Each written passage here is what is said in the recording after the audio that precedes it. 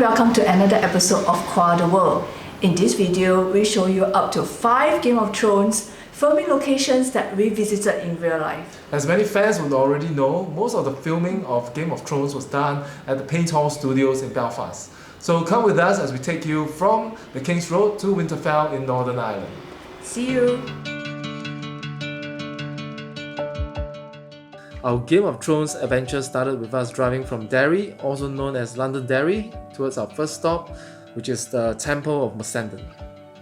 We arrived about 15 minutes before the opening time and we pretty much had the entire place to ourselves. It was quite a distance to walk from the car park of the Temple of Mussenden, but it was an easy walk, nothing too challenging at all. Now, this building that you see here is the Downhill Manse. It was the mansion built in the late 18th century for Frederick, who was the Lord Bishop of Derry, but it was destroyed in a fire in 1851. A short walk later, we could see the Temple of Mussenden in the distance. The large expanse of the grounds definitely add to the magnificence of the temple.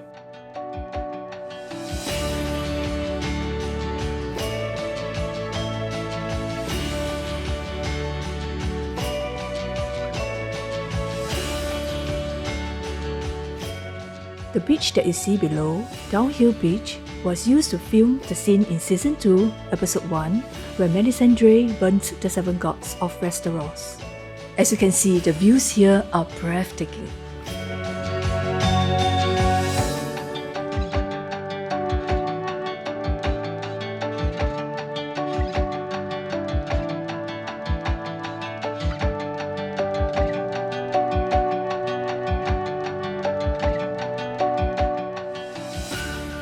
The next filming location we visited was Ballintoy Harbor, which was the set for Lordsport Harbor in Season 2, Episode 2, when Theon Greyjoy returned to the Iron Islands.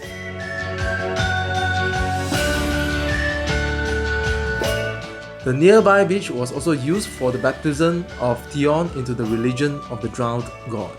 Now, you cannot visit filming locations on an empty stomach, so a great spot to have lunch is the Fullerton Arms. This place is a stone's throw from Ballintoy Harbor. It is here that you get to see one of 10 Game of Thrones doors. For those who are unaware, these 10 doors were intricately carved from trees at the dark hedges felled by Storm Gertrude in 2016. House Targaryen is represented by this door, and you can see Dothraki, stallions and Drogon beautifully carved on it. And the food here was amazing. I had the Stratford rope mussels. And I had the beef and Guinness pie.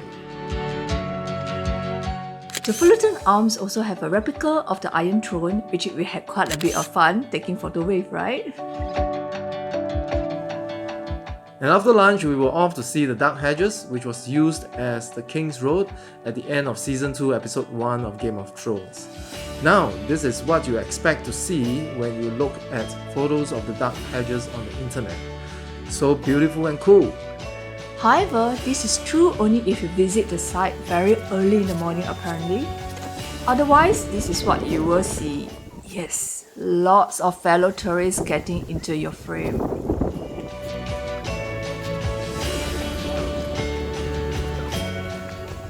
Nevertheless, we did try to have fun despite the crowd.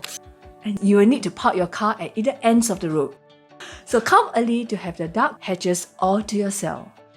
Next, we visited Castlewood. In the world of Game of Thrones, Castlewood is most famous as the filming location for Winterfell, the seat and ancestral home of House Stark.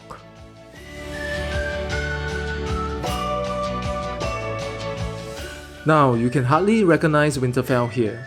Obviously, a lot of the interior of Winterfell in Game of Thrones was a mix of sets built for the show and also CGI. You can also book Game of Thrones tour online where you get to shoot arrows at a target on site. The main recognizable feature is the tower house itself. In Game of Thrones, it was one of the 2 watchtowers at the main entrance of Winterfell. Besides Winterfell, the grounds of Castlewood were extensively used for many other scenes in Game of Thrones. You can walk along the scenic shore trail along the waters of Strangford Loch to see some of these locations.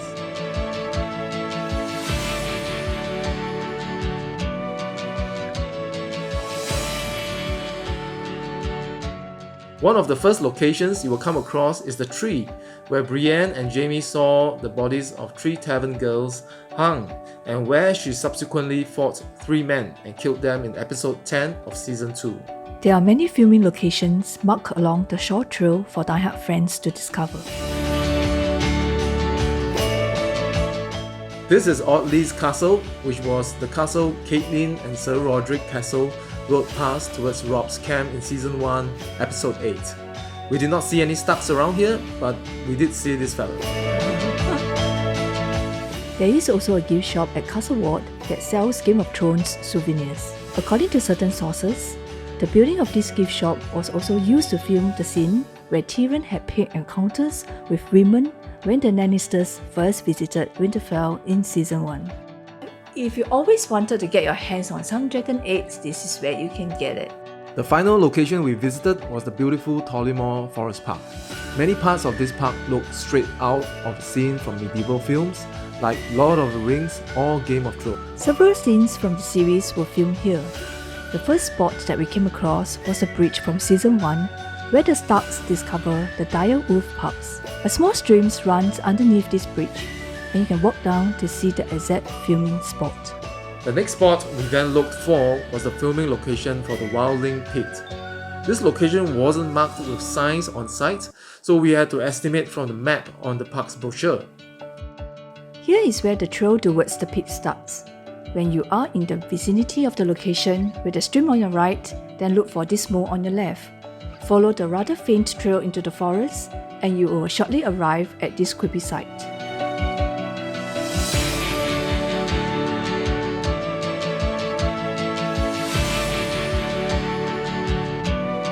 Tollymore Forest Park offers more than just Game of Thrones filming locations.